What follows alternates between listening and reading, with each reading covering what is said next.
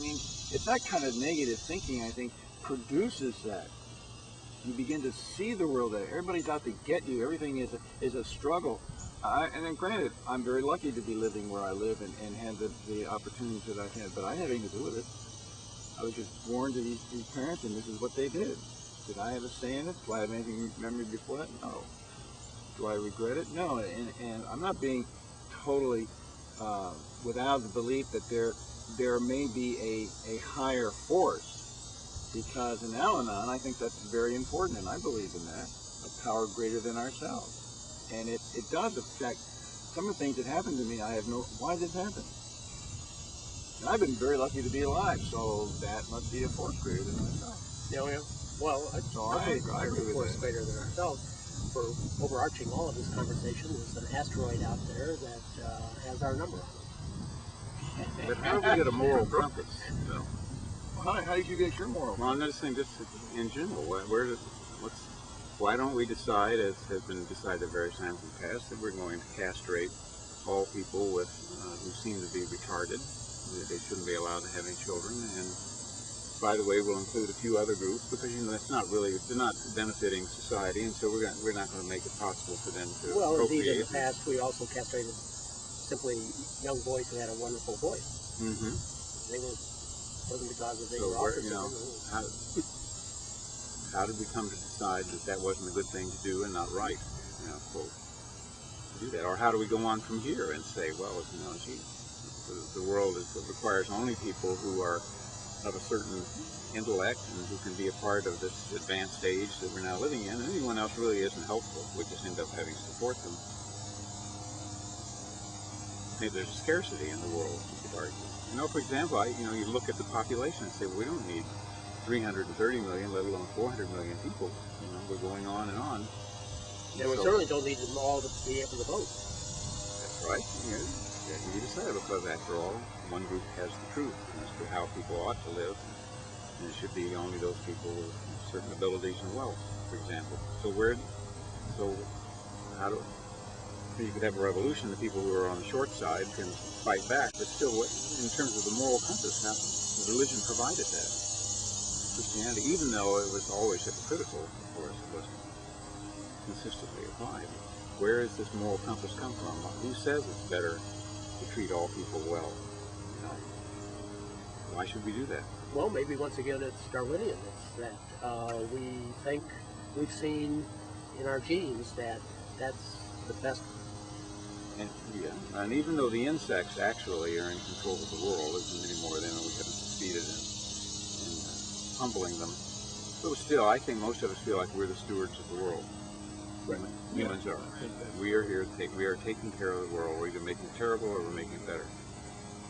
It's an illusion, probably, for the insects still winning, but or the microbes are still ahead. But anyway, we take care of one of them right there. Yeah. There's a loser there. I think that's a very good point. But I think that I think in the future you're going to find we can't afford to have wars anymore. Mm-hmm. They're just going to say, well, this is just too expensive. Like, we can't afford to do this. It doesn't make any sense to do this. No matter what way we just can't do it. Or we can, and what we'll do? We'll just provide chemicals that will allow our soldiers to fight for 72 hours at a stretch. And we can have fewer. We don't have to have so many, and we can have automated. That's the way it's kind of gone now. We'll provide Prozac for people so they don't really mind doing all the killing. Maybe Hobbes was right then. You're still living in fear all the time. And the government. I talked to a fellow who was in the first Gulf War, and I don't know a lot about this person, but anyway, we were talking about things. And he said, I was a soldier, this fellow said, and I didn't see much combat in the first Gulf War, because there wasn't much combat. There was a Hail Mary pass. But one day, the Iraqis were down in trenches, and it looked like the unit was going to have to go hand to hand to get them. But the commander of the unit said, no, I'm not going to risk my people. I'll call in some kind of a plane that has the Gatling guns and fires a bullet every square foot, and we did that. And then he called in bulldozers and buried them all in trenches alive.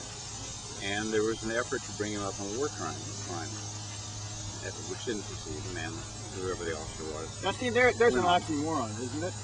War crime. War crime. Military intelligence. Didn't kill him in the right way. Yeah, military intelligence. But this person was very troubled by this. Yeah. And really, That this was done this way, and that we took those bulldozers and did that.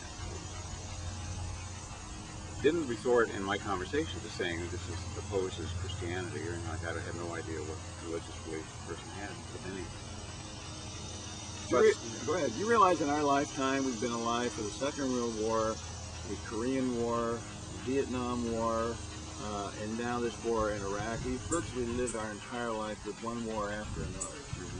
And while we sit here in this country without any war going on, it's like, well, this is almost crazy to me, this idea of war.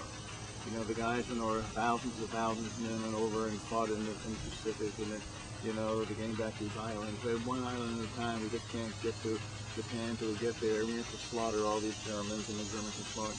What the heck for? Has it really ever proved anything? Is life really any better? Was Hitler this maniacal person? What was all this stuff going on? And now where are we? Are we going to this war in Iraq? Well, we'll bring up another one. Maybe we'll be in South America someplace. Maybe we'll be Fight the Russians in Georgia. Fight the Russians in Georgia. I mean, it seems like this war stuff is just something that perpetuates itself. And if you're and you've got a military that exists to fight wars, so you ought to have wars. well, you know, that's the, And then we make all the armament, who are we going to sell it to? Yeah. We can't have a war, you can't produce all those bombs and guns. You say, well, gee, you mean Baird, you think that Hitler would have been fine? No, Hitler wouldn't have been fine, but on the other hand, maybe Hitler would have all come apart anyway. Who's to say that it wouldn't have fallen apart anyway, from the inside? by using entertainment policies we did against the... Yeah. Now, I was certainly not in favor of the concentration camps and all that. That was unspeakable, but was that worse than the Battle of the Bulge? And check the Next camera. week, sex among the elderly. Yeah.